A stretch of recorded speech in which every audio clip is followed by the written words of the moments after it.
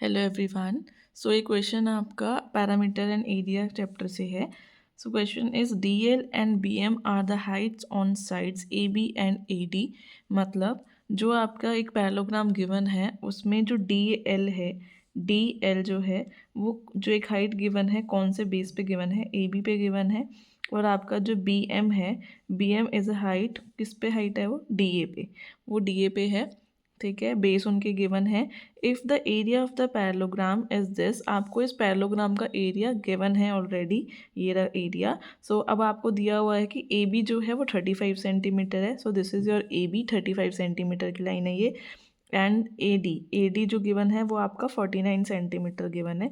So this is your A B 35 centimetre and A D is 49 centimetre. ठीक है, अब आपको फाइंड करनी है ये हाइट्स, कौन सी हाइट्स फाइंड करनी है, B M and D L. ठीक है, तो आपके पास सबसे पहले क्या गिवन है आप वो लिख सकते हैं। एरिया आपके पास गिवन है 1470 सेंटीमीटर स्क्वायर।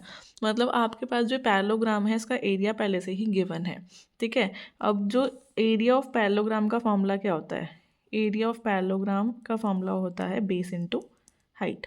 ठीक है, बेस इंटू हाइट इसका फॉर्मूला होता है। तो अब आप देखिए, अगर आपके पास बेस है और आपके पास इसका एरिया है तो आप इजीली इसकी हाइट निकाल सकते हैं। ठीक है, तो पहले हम इसका निकालते हैं। First we have to find D L.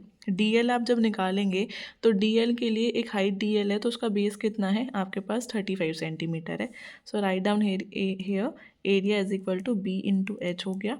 ठीक है, एरिया आपके पास ऑलरेडी गिवन है इज इक्वल टू, अब आप इस बार कौन सी हाइट निकाल रहे हैं, डी एल निकाल रहे हैं। तो डी एल का बेस क्या है 35 सेंटीमीटर इंटू हाइट।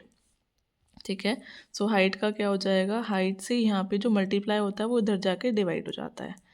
सो ये आपका ऐसे हो जाएगा डिवाइड। ठीक है, अब आप इसको कट करेंगे तो इसको आप 7 से कट कर सकते हैं। 7 5 ज़ा 35, 7 2 ज़ा 14, 1 ज़ा एंड 0। देन 5 से कट करेंगे, 5 1 ज़ा 5, 5 के टेबल में 5 4 ज़ा 20 एंड 10। सो योर एच मतलब हाइट, आपका जो डी एल आया है, हाइट जो आ गई आपकी वो आ गई 42 सेंटीमीटर। ठीक है, अब आपको नेक्स्ट हाइट निकालनी है इसकी, दिस वन बी एम। अब आप जब बी एम निकालेंगे तो बी एम की जो हाइट है उसका बेस क्या है, ए डी। तो पैरेललोग्राम का एरिया जब भी निकलता है तो आपको हाइट और बेस, हाइट वही लेनी है जो बेस आपको गिवन है ना। तो आपको इसमें दोबारा यही फॉर्मूला लगाना पड़ेगा। एरिया दोनों केसेस में सेम होगा क्योंकि पैरेललोग्राम आपका सेम है। अगेन आप बी एच लिखेंगे, area is equal to base into height. इस बार आपको कौन सी हाइट निकालनी है, बी एम। ठीक है, तो एरिया गिवन है अगेन। ठीक है, अब बेस आपका है 49, बेस आपका चेंज हो गया इस बार, 49 इज़ योर बेस। और हाइट की जगह आप सीधा यहाँ पे क्या लिख सकते हैं, बी एम हम लिख लेते हैं। सो हाइट आपकी बी एम है, उसी का बेस आपको लेना है। ठीक है, और एरिया आपका दोनों में सेम रहेगा। तो अब आपको क्या करना है, बी एम की वैल्यू कैसे निकलेगी, जो इससे मल्टीप्लाई होता है इधर जाके डिवाइड हो जाएगा। 49 आपको डिवाइड करना पड़ेगा इससे।